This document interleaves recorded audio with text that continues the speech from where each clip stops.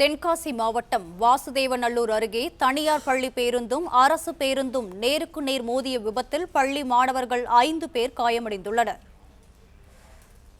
இது தொடர்பான கூடுதல் விவரங்களுடன் இணைகிறார் எமது செய்தியாளர் பிரபு. பிரபு, வணக்கம். மேலும் விவரங்களை பதிவு செய்யலாம்.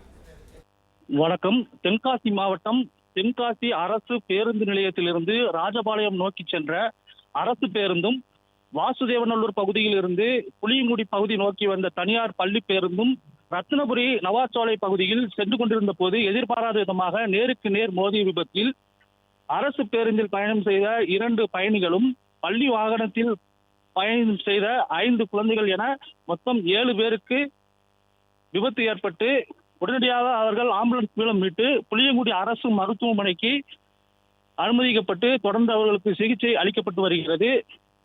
புளியங்குடி அரசு மருத்துவமனைக்கு வாசுதேவநல்லூர் சட்டமன்ற உறுப்பினர் வழக்கறிஞர் ராஜா உள்ளிட்ட அரசு பிரதிநிதிகள், அரசியல் கட்சி நிர்வாகிகள் தொடர்ந்து பெற்றோருக்கு ஆறுதல் தெரிவித்து வருகின்றனர். விவரங்களுக்கு நன்றி பிரபு.